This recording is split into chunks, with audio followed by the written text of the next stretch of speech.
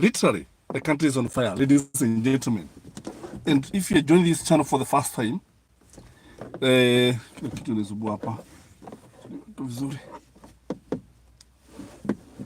this is Gachie Skyman TV, the Transman Black Africa. Please, as you enter, like the video, comment as we go around the country to see what is happening. Because from all angles, this country is burning. Taifa liko motoni, imewaka kabisa. Everything is not functioning. Nothing seems to be working. The youth are on the street. From Eldoret, wamejaa barabarani. Nakuru, wamejaa barabarani. Thika, wote wamejaa barabarani. Nairobi, barabarani. Mombasa, barabarani. Nobody has been left out. So guys, like the video as you enter. This is Gachie Skyman TV, the tallest man in Black Africa, crying from my beloved country. Tunaona yale ambayo yanaendelea. Literally, the country is on fire. Literally, the country is burning. The youth are on the street. Maybe you can comment and let us know what is happening wherever you are. Because the report we are getting is that the youth of this country are literally rioting all over the country. And they're telling William Samoei Ruto that enough is enough. They're telling Rigathi Gachagua and William Samoei Ruto, they're telling UDA government, wamechoka. Wanasema ya kwamba what is happening in this country will not be allowed to continue. Ukiingia jijini Nairobi, policemen on horseback are all over, chasing the youth. Bunyara Road, you cannot be able to pass. Helselasia Road, you cannot be able to pass. Parliamentary Road, policemen all over, on horseback, with dogs. All this to stop the youth who are rioting. Ladies and gentlemen, if you're joining this channel for the first time, this is Gachie Skyman TV.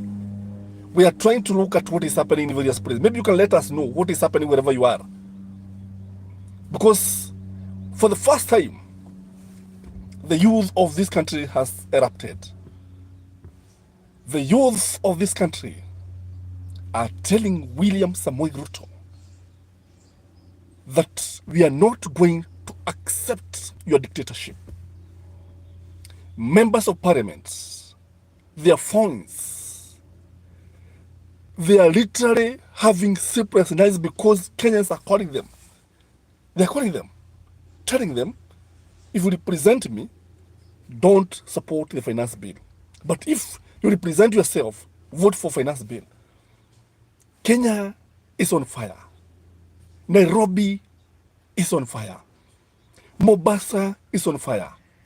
Nakuru is on fire. Kisumu is on fire. Eldoret is on fire. No politician. All the politicians have been left behind. No bloggers. It is Generation Z, the millennium guys. Those who are born, those who are in their 20s, and maybe early 30s. These are the people on the street. And they are telling, in fact, I like the way they were telling, they were saying in the street. When I was passing through the street, they were telling the old men and women, let us do it for you. Msikaribia hapa, let us do it for you.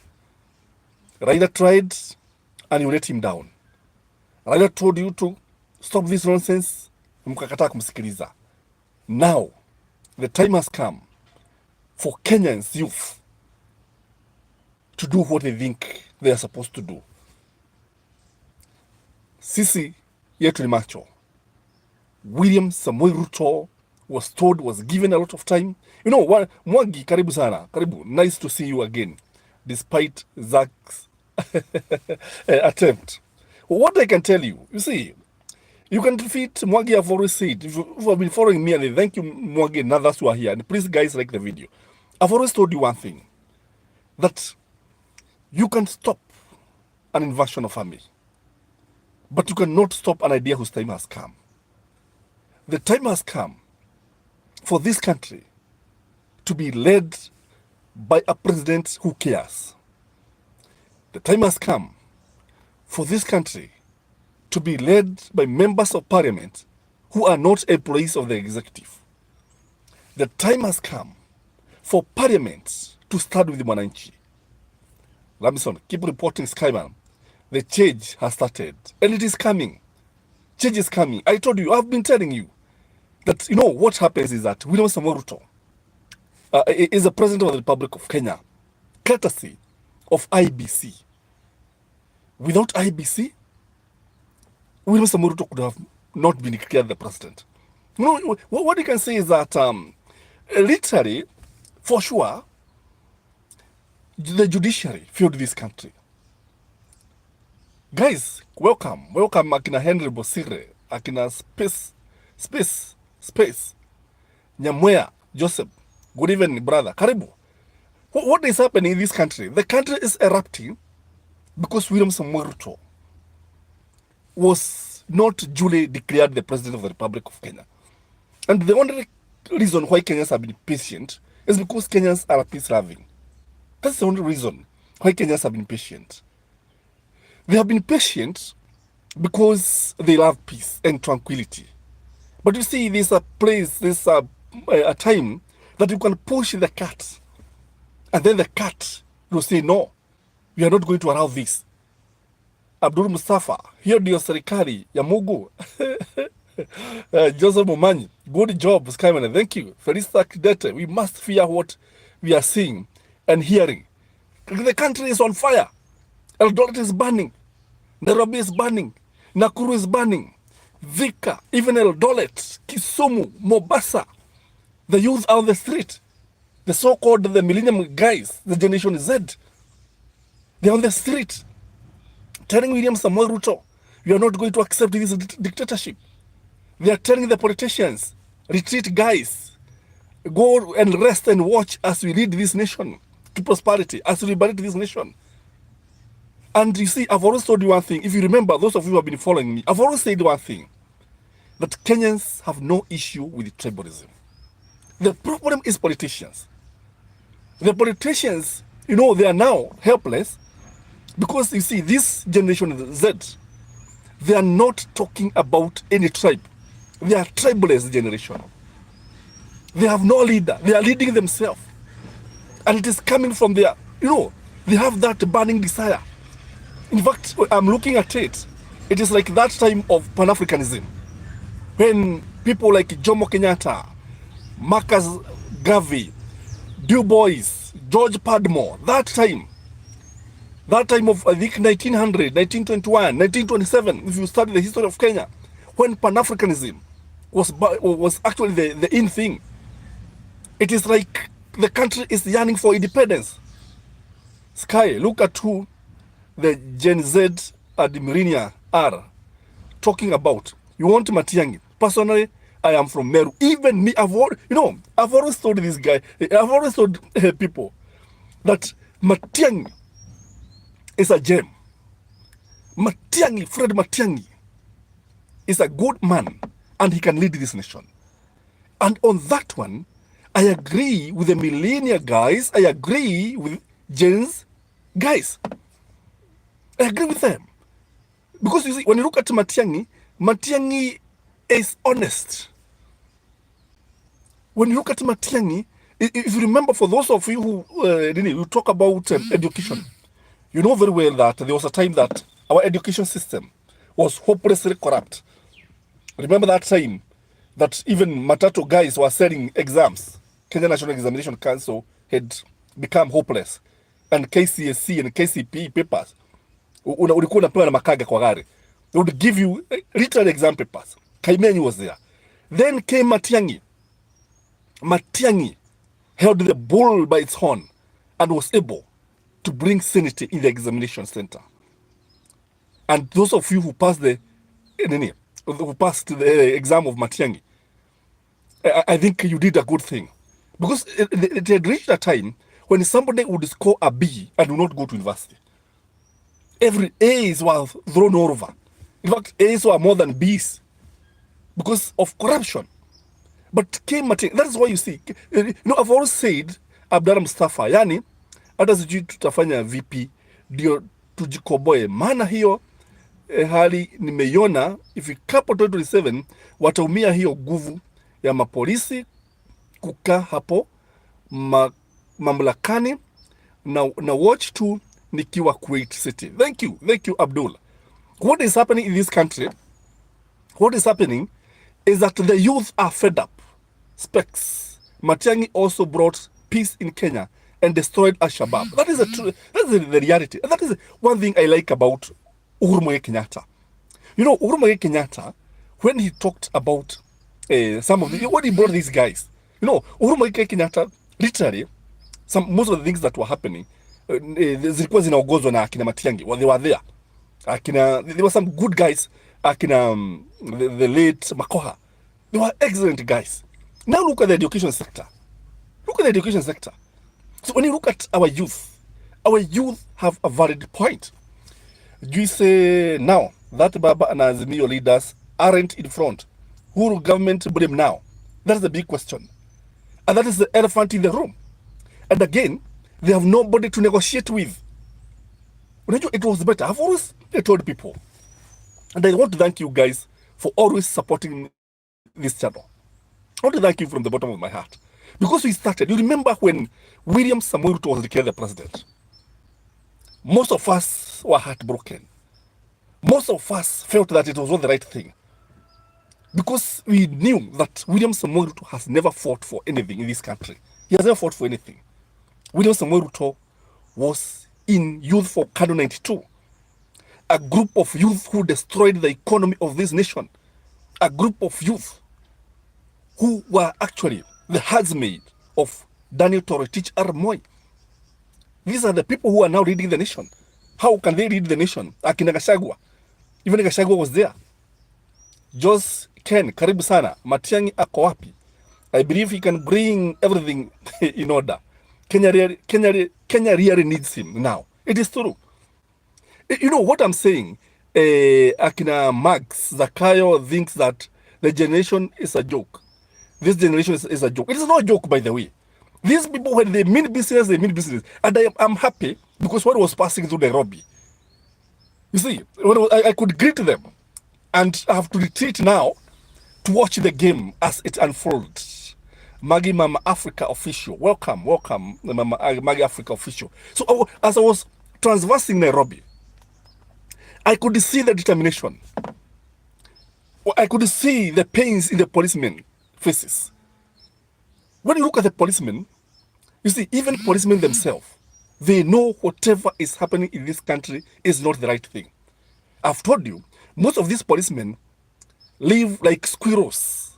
They live like squirrels. They live donkey's life. Zile nyumba bazo wanakaa jameni. Unajua wanakaa nyumba bazo zinakaa kama viota. Zinakaa kama viota. And William Samoei Ruto is here taxing Kenyans with housing levy. Badala labda hizi pesa. Unajua kama angesema hizi nyumba tutapea polisi. I think most of us would have no issue. Hizi nyumba zipewe polisi. Waishi kama binadamu. But you see now, sasa angalieni, polisi anarusha vitu za machozi vinamkata mikono. Look at this. Yani polisi ana mikono inakatika. Now as we talk, the policeman has no hands. Hana mikono, labda yuko mikono ya badia. And I thought the policeman would learn from this. Mount MT News.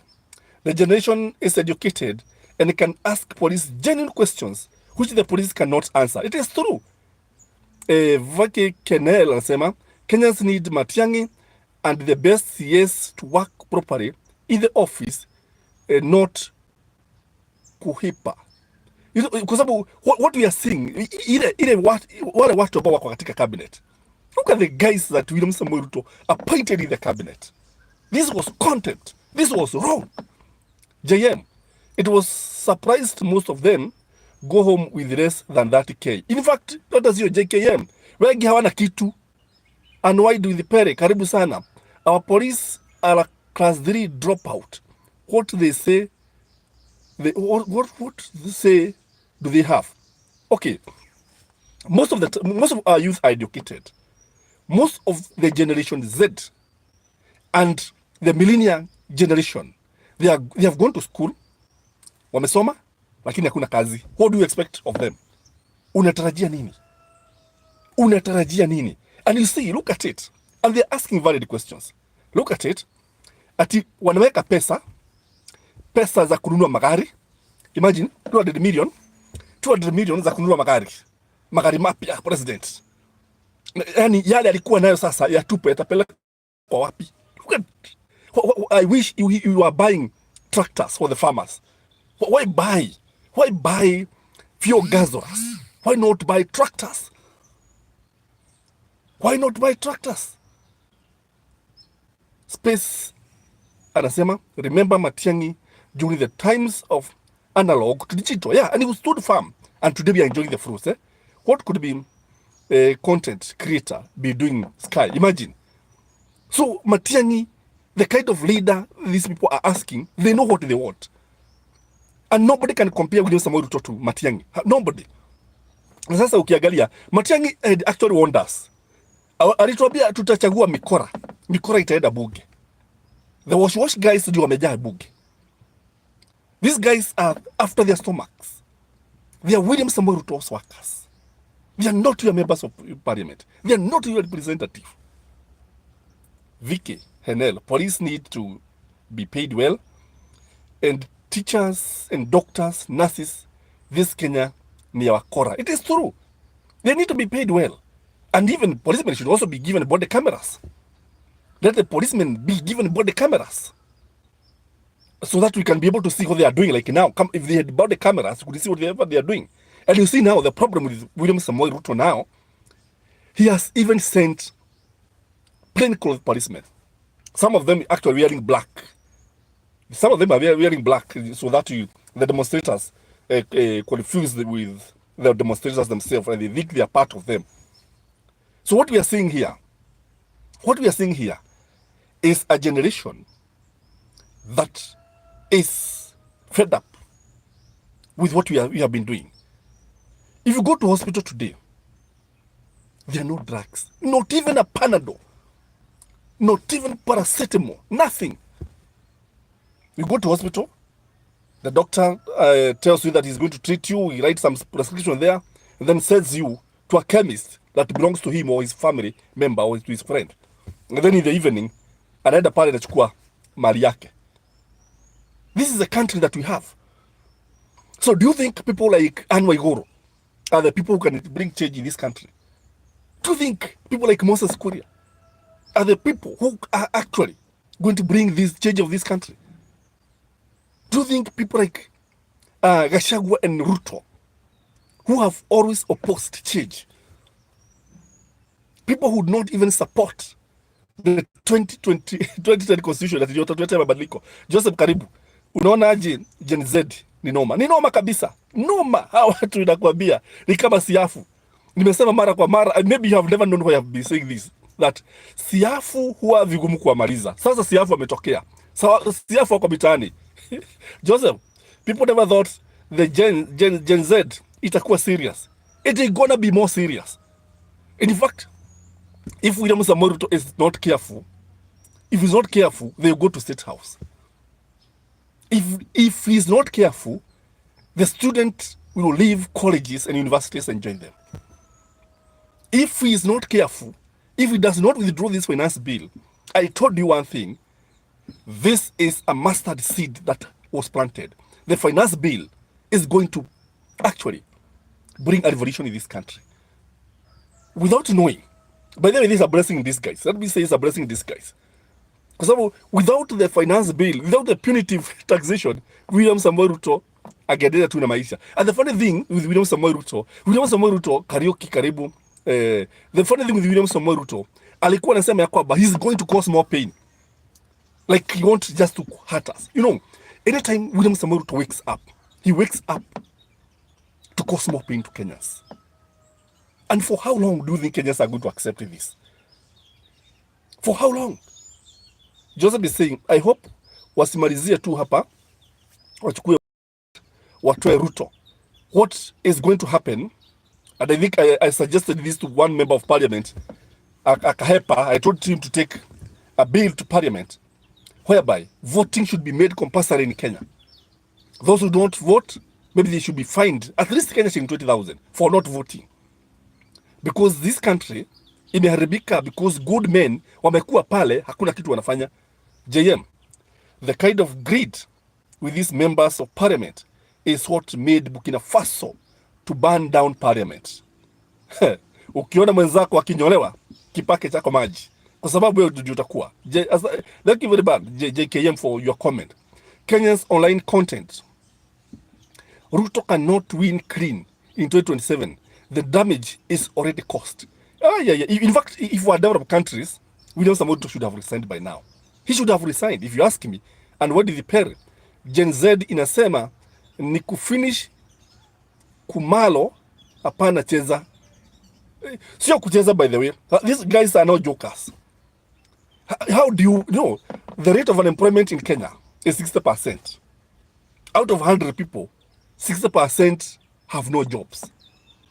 That is 60 people in 100 have no jobs. They have nothing to do.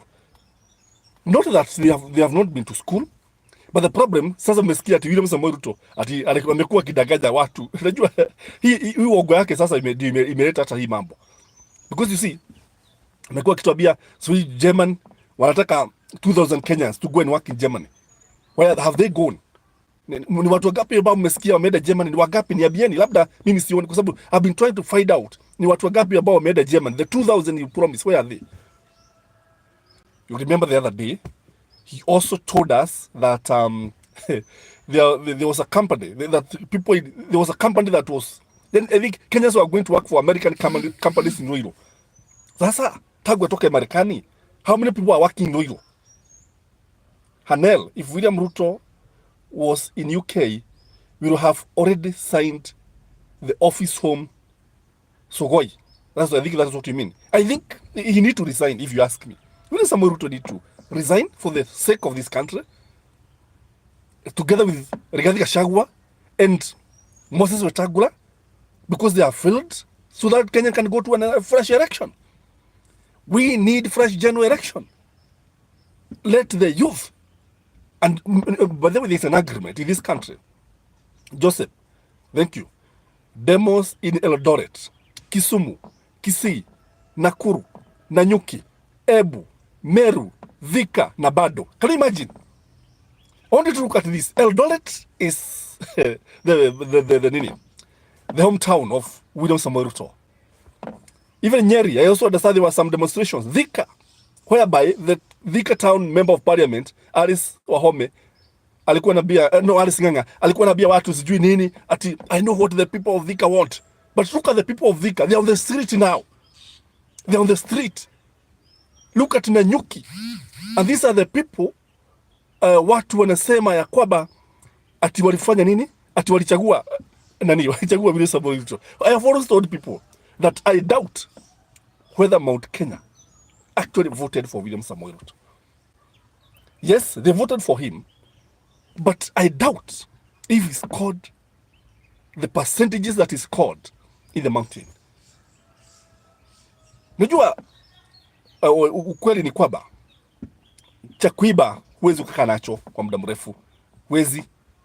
If this is Meru, Nairobi, Thika, Kisumu, Kisii, Eldoret, if this is what is happening, what we are seeing, then mambo yameharibika. If it is happening in Nyeri, Gachagua's home, if it is happening, I can hear even from the background, I can hear a lot of noise. By the way, imagine, those are the villagers now in small meetings complaining what is happening. I hope they are not going. It's getting very interesting, by the way. Very interesting. We have been telling them. They have refused to listen. I wanted another guy who was in government. that if the people in Kibera wakiamua kutoka, sikia watu labika huko nje. I hope they are not going to disturb me here. So the KNL, hoye, Gen Z, remove Ruto out of Joseph Kariuki. Kitu inafurahisha na Gen Z, hakuna ukabila. Ndio, you know, Joseph have always said that ukabila uko na viongozi wetu. Ukabila watu wakienda Mount Kenya wanaambiwa Raila ni mbaya, sijui nini, amefanya nini. No, amekufanyia nini Raila? You see, that is why people are now uniting behind Matiang'i. We are going to install Matiang'i. If it is 2027, Matiang'i will be the president of this country. And I think now, these political parties should be disbanded now. This should be disbanded. For the time being, we stay without any parties. We can stay without parties now. That is the message that's coming out very clearly. Hii mambo ya kuambia watu ukabila. I've always described tribalism and its ugly face as a monster. Mambo ambayo tunaletana na kabila. Abdul Mustafa, wale wabunge waliokuwa State House watapitisha hiyo bill. Sasa wakijaribu sasa, tumewaambia they have a date with destiny. And you know, wamekuwa wakitukana, wakimtusi Gathoni wa Musyoba. They have failed to realize that Gathoni wa Musyoba has always been listened to the ground. SpaceX anasema have always known that Raila won an election in Mount Kenya, period. That is the reality. That is the reality. And one day the servers will be opened. In fact, the next thing that the youth should ask, they should demand, let us open the servers. That's the next thing they should do. And from there, they should also say, let us reconstitute the IBC. And William Samoei Ruto should not have any say when it comes to the constituting of IBC. Because ile mambo ambayo tumeona hapa yameletwa na IBC, yameletwa na America, because you see, America has been very, very unfair to Kenya. Ms. Whitman has been on the front line, campaigning, supporting William Samoei Ruto. It's like Kenya is a state in America, one of the states in USA. Ati anatuambia ati this is the best government we have. When you are taxing bread, when you are taxing everything, when you are taxing things that have been taxed. And by the way, I don't know, guys, whether you have realized that wameongeza road maintenance levy from 18 to 25 shilling. They have already done that. And Parliament, sijui wako pale, I don't know what they are doing, or whether they have noted this, but this is something that was proposed. This is something that was proposed by Kipchumba Murkomen. William Samoei Ruto managed to give higher flying ministries like the Minister of Energy to his kingsmen. Ndio sababu mkilipa stima pesa zote, you know, there is a lot of cash ambazo zinaenda kwa mikono ya nini. Kuna pesa nyingi ambazo zinapitia kwa stima, hao watu wanazichukua. Juise, karibu Generation Z come 2027, they should not forget how Zakayo changed after they gave him the votes. It is true. Karaoke, as parent, please don't stop your children from fighting for his or her future. Hata ukikufa watakuwa tu na watafight for their future. This is what is happening. This is true. And by the way, something interesting happened in Nairobi. A son of an OCS was on the demonstration. Sasa jamaa akafugwa, na unajua polisi wajui mtoto wa nani. Ati polisi akasema ati ati watu wa kwanza wachapwe kabla hatujatoka. Akaambiwa even your son is here. Even your son is here. You see? Kwa hivyo hawa watu watapigana mpaka na watoto wao. Because you see, I also expect somebody like Gachagua son to come out and defend this country. I expect hata watoto wa Uhuru na wao wajitokeze to fight for this nation. Karaoke anasema nini?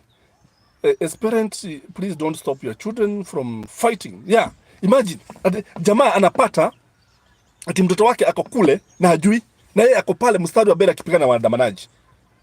So if you ask me, the policemen should just relax. Unajua, these guys, when you look at these guys, the Generation Z, the millennial guys, they are armless. Hakuna, hawana mawe, hawana nini, hawana vijiti. They are just there. They are just demonstrating, expressing themselves. And by the way, the constitution is very, very clear that we have the right to picket. We have the right to express ourselves. There is the freedom of expression, there is the freedom of association, and there is the freedom of conscience. There is freedom of everything. Kwa hivyo wasikuja hapa watulete. And by the way, Abdullah Gachagua kama angetaka kushine, saa hii vile anasema ananyimwa ndege, angepiga hii bill, watu wangemfuata. Mimi ningetaka ajitokeze kwa hadharani, kwa tuone pale, to lead demonstration. Joseph, and why did he pay? Third thing, 90% of his cabinet is full of imbeciles. It is true. Some of them had murder cases. They had murder cases. And by the way, some of these people who are in Parliament, some of them have not read the finance bill.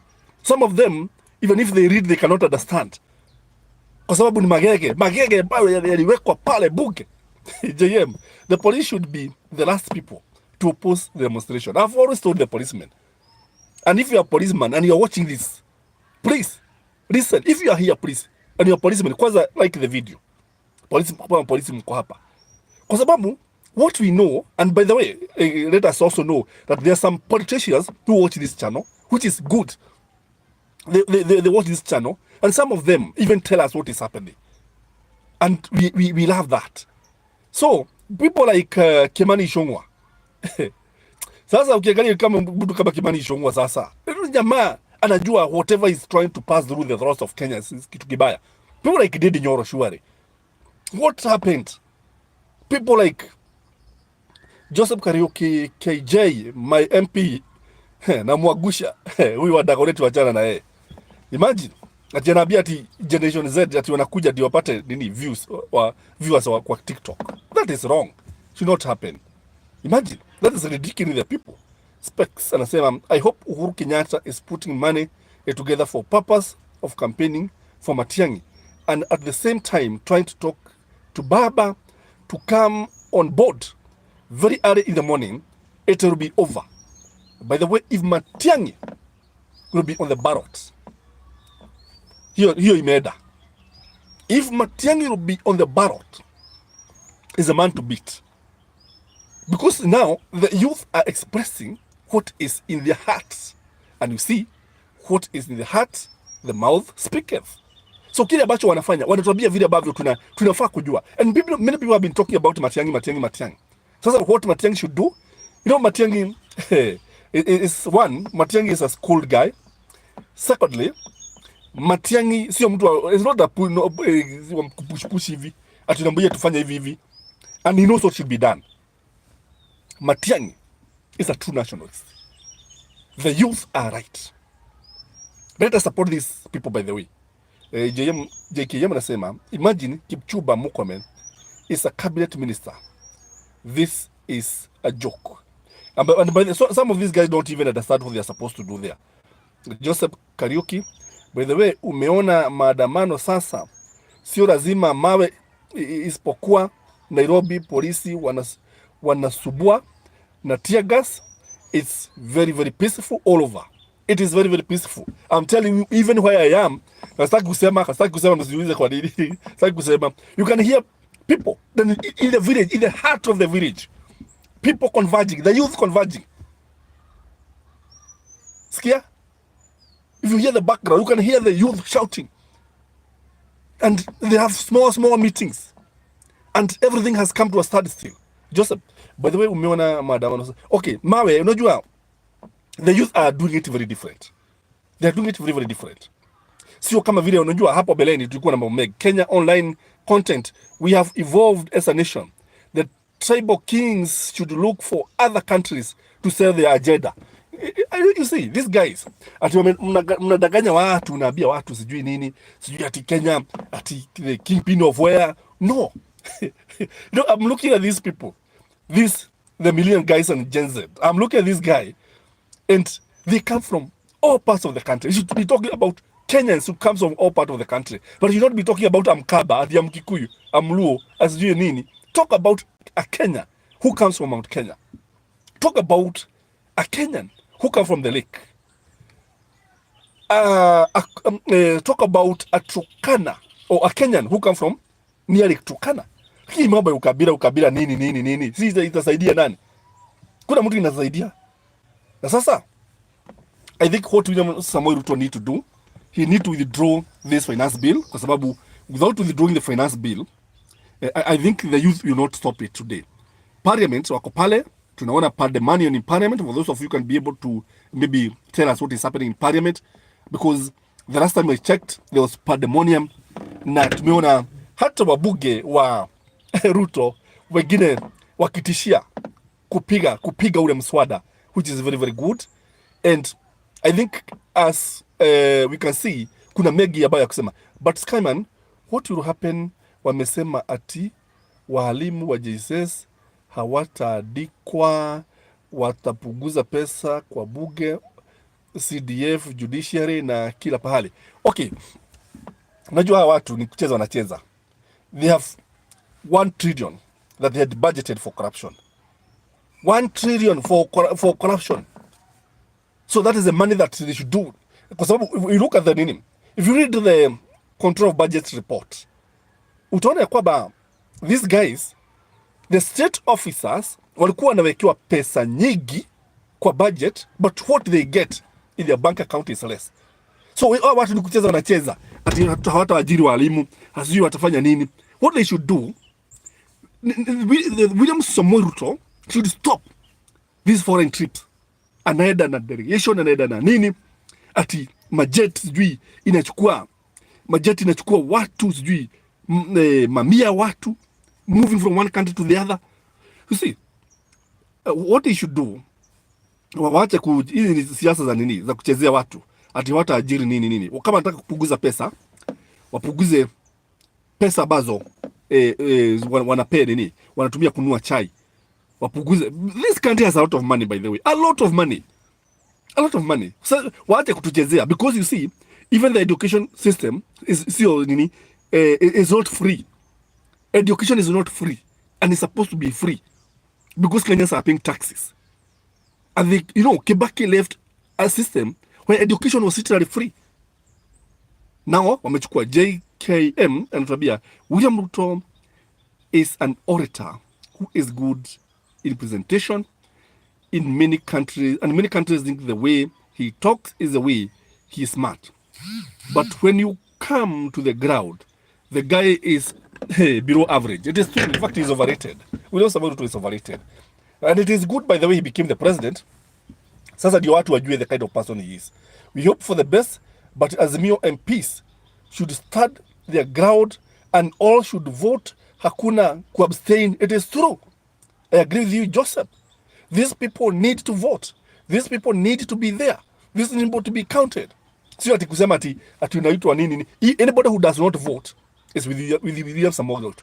It's either you are the people or against the people. That is the way we should take it.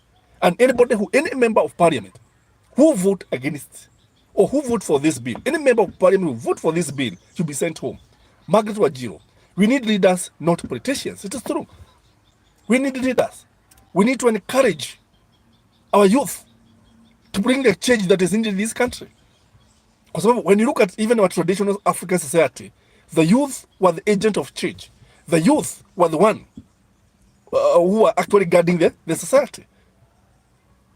But now, ukweli niliona Jelango akilia machozi ya crocodile, atajua hajui. Unajua watu wanacheza na akili za watu. Yani mtu anachaguliwa na opposition, ama anakuwa nominated kama mtu kama Sabina Chege, and then ana crossover. Some people like Sabina Chege are completely confused. Akina Kanini Kega. They are completely confused. Because you see, they are wondering why they joined William Samoei Ruto. And if for those of you who listen to Cecilia Balile, simulisikia vile Cecilia Balile alisema. Sasa, that is the feeling. Even in Kenya Kwanza. Kama Cecilia Balile anasema hivyo, kama Cecilia Balile anambia Kenya Kwanza, sisi hiki kimeturaba. Kile kitakuraba, alikuwa anaambia hivi. Sisi, the way you'll be sent home by these people, they'll send us home with fury, anger, nini, tutaibishwa. And I was very, very happy. I was very happy because it is the chairperson of UDA who was speaking, telling it as it is. Telling William Samoei Ruto, Mr. President, talk about roads. Hii mambo ya ahadi hewa. inasaidia nani? By the way, Mugala muwe na haki umpe. Cecile Balile talked truth to the power. She talked truth to the powers that be. Aliongea ukweli, akawaambia sasa nyinyi mmepotea, akawaambia kwamba hamko pamoja na wananchi. Haya, Joseph Kariuki, we hata Mombasa part 2 ni kunoma, wameanza, si unaona? Literally the country is on fire, literally, and I'm telling you, if this continue, it is going even to erupt in villages. It is going to erupt in villages. I remember, is it Burkina Faso? Maybe you can remind me. Is it Burkina Faso that banned parliament? I don't know. Can't remember. Odhiambo. Ruto is joking with the Kenyans and you regret. It is true, Odhiambo. Steve, karibu sana. He is joking with the Kenyans. And you cannot joke with the Kenyans. You can't. Yes, it's Burkina Faso. Yeah, Burkina Faso banned parliament. Today, Burkina Faso, watu wanatoa mfano. Because the president there, and instead of buying the fuel gasolers, he is buying tractors for farmers. But that is what should happen. At presidential jet. Sijui ati what? Pesa sijui za Ruto. Sijui za bibi ya Ruto. Sijui za bibi ya Gachagua. Sijui za nani. What for? When Kenyans are crying. Na president akatoroka. JM, Kenya following same path. It is true. Where we are heading to, I've been telling you that the finance bill was a seed of revolution that William Samoei Ruto planted without knowing. And alimejikaga kwa mafuta yake. William Samoei Ruto amejikaga kwa mafuta yake. Kenya Kwanza imejikaga kwa mafuta yake. Kenya Kwanza, unajua, mtego wa panya hushika waliokuwemo na wasiokuwemo, kwa sababu naona hata baadhi ya watu wale wa Azimio ambao wamekuwa wakiuga mkono Kenya Kwanza, hata wao watakipata. There's some guys who have been dining they went to parliament through Azimio, but they betrayed the people.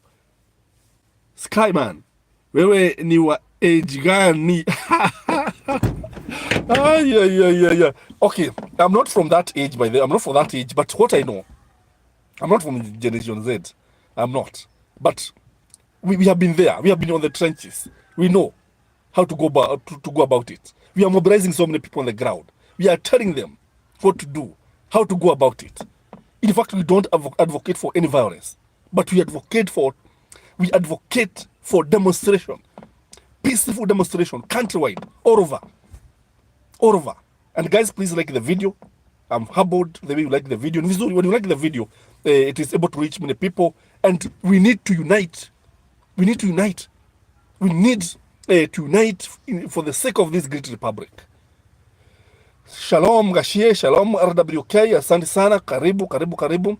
So what we are saying here is that, when you see a large number of youth who are unemployed, alafu uko pale tunabia nimetega. Unatega nini? Tunajua tumetega sijui nini. Tumetega sijui maelfu ya kuweka sijui nini nategwa ya kuweka soko sijui hapa. Tumetega mabilioni nini? Tunafungua hapa nini? Tunafungua kiwanja nini?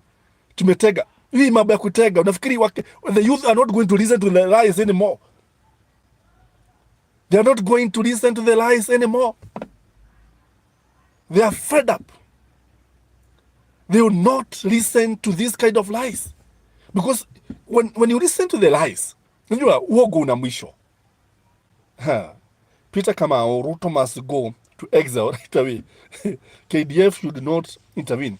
But if they do, they should be on protesters' side. Hasino Odhiambo nasema he went to Kericho and was embarrassed, promising to come and plan for development. How long does Ruto plan? Na alikuwa anasema tuko na plan. Unajua hapo mwishoni. Unakumbuka vile alikuwa anaambia Jose akasema people's power. You cannot defeat the people's power. Salome Goge, karibu sana. Hello mkuu, karibu sana. Mnakumbuka vile alikuwa anaambia watu tuanze na mama boga. Alafu tuende kwa mtu wa mkokoteni. Alafu tuende kwa mtu wa kufuga kuku.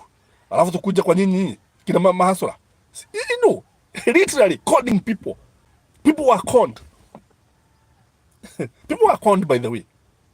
And you remember, even the church, the way they came and telling Kenyans, and I remember Rigathi Gachagua telling Kenyans for the first time The Church of Christ has a candidate, and that candidate was William Samoei Ruto. Zakayo lazima ashuke. Zakayo lazima ashuke. Asiposhuka Wakenya hawatatulia. Lazima. Abdullah Mustafa walitega mpaka sasa wametegwa na wananchi. I like that. I like that Abdullah Mustafa.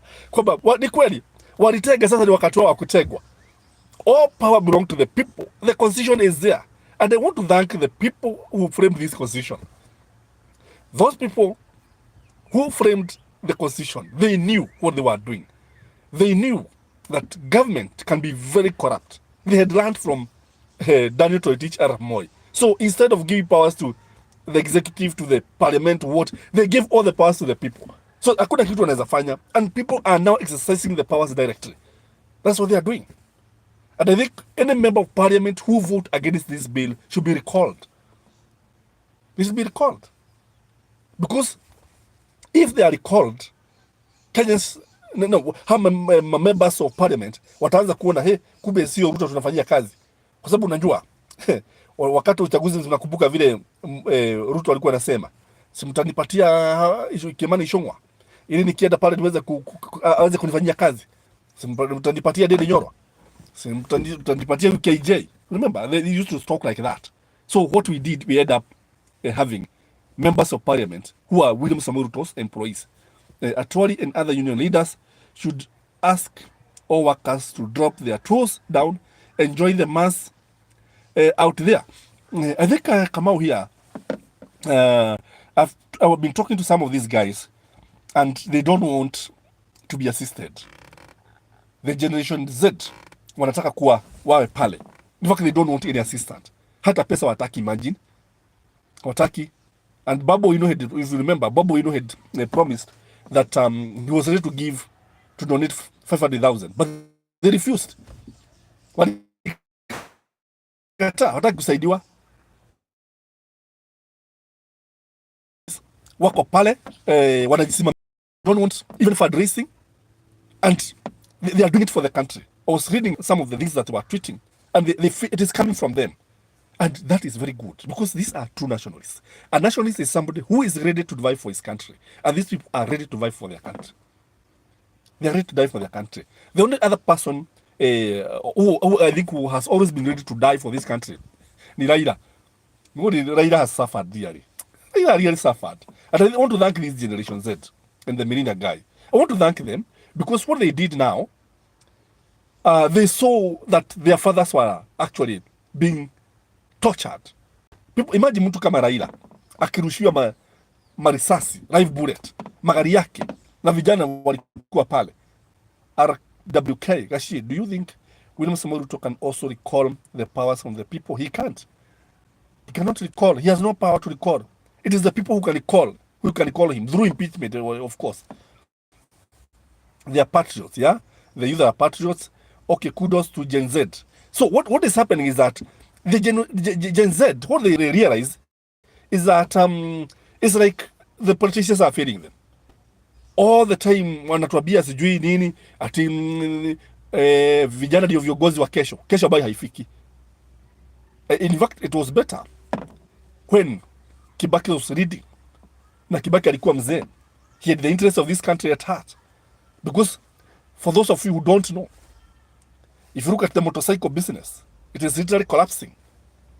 The biggest and the largest motorcycle franchise in Mount Kenya, Tiger and Captain, has literally closed shop because of taxation. A company that was assembling motorcycles in Kenya had employed thousands and thousands of workers. Sasa wamefuga. Hao vijana wako wapi? Si ndio unaona wanatokea kwa barabara. Na sababu ya haya yote ni kwa sababu ya tax. How do you tax over what you have taxed?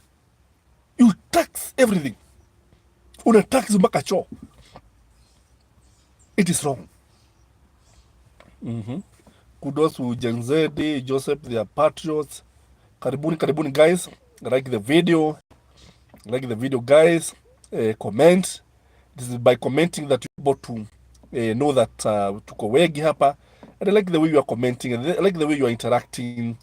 I like the way many people have found it very necessary to actually join us here so that we can be able to see what is happening. Maybe you can let us know what is happening, kwa sababu hapa nilipo kulikuwa na vijana walikuwa pale karibu 100 walikuwa katika makudi na sasa wameenda. Joseph Kariuki, thank you also Skyman for sharing our views through your platform.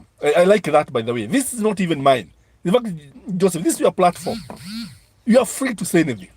Because you see, without you, this channel cannot be able to grow. When you like the video, we are able to grow. When you comment, you are able to grow. When you subscribe, by the way, to subscribe, it is free. You don't pay anything. So, William Samoei, where is William Samoei Ruto today, by the way? Where is he? Because the last time I saw him, he was in Parliament yesterday, and he said that he's going to listen, what. But the good thing is that these people, the Generation Z, the Gen Z, is that you cannot compromise them. They are incorruptible. That's a good thing about them. And they have told William Samoei Ruto, we don't want amendment. You have to withdraw this finance bill. It is punitive. It is illegal. We cannot allow you to continue with it.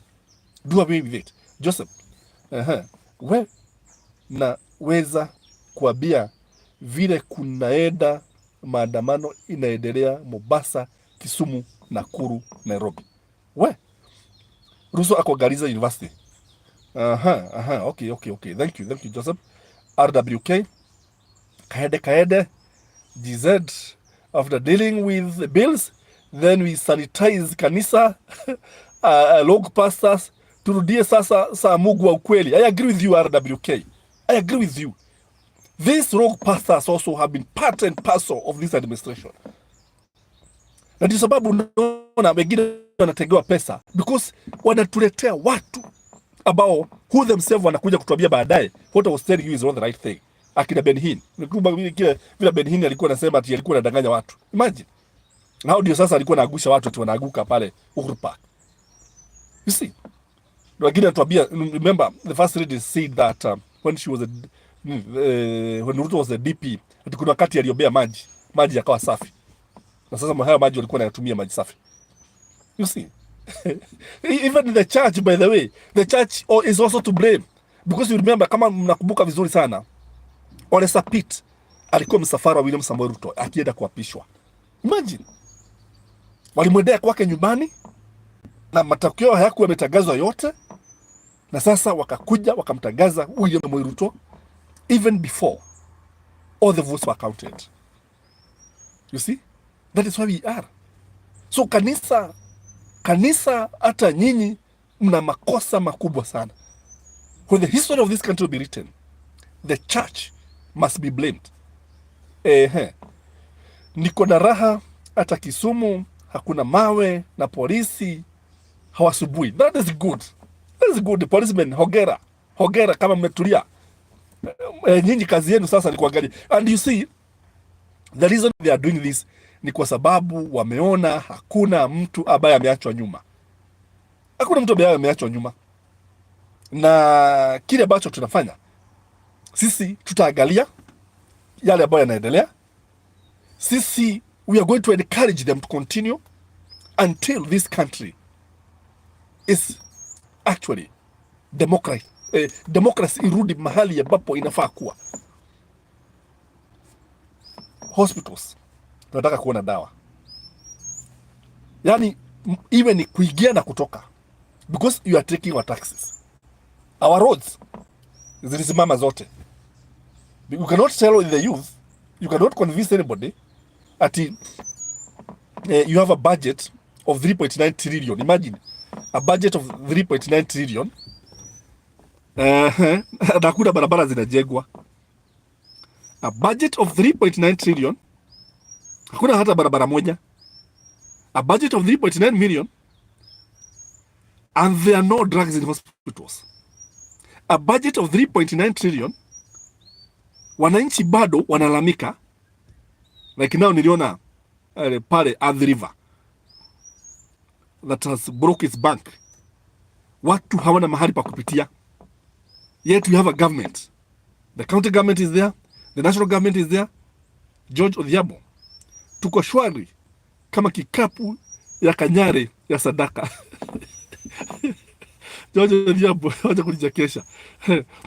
Kikapu ya Kajare. So, dia sadaka. That one is very interesting. So, you cannot tell Kenyans, you cannot convince Kenyans that you are reading a budget of 3.9 trillion, yet education is not free.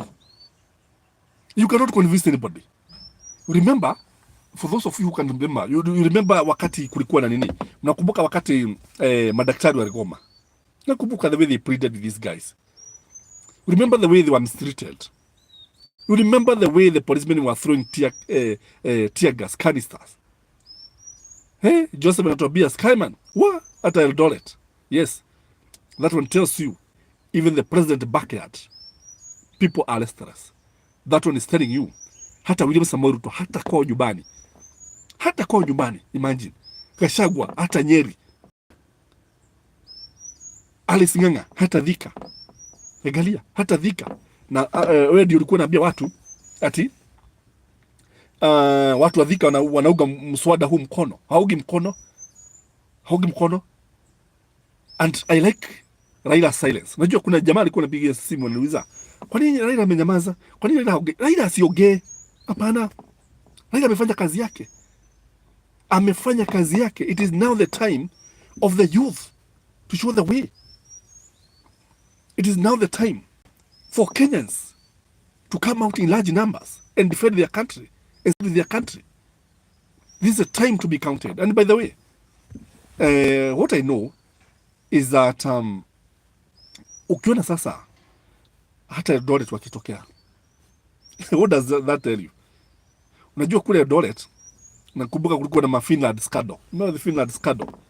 When students were cheated and were conned that wagenda Finland kusoma only for parents to sell land, to sell the only animal, alafu pesa zikaishia na hawa majamaa. Mpaka sasa bado hajaenda kule, wanalamika.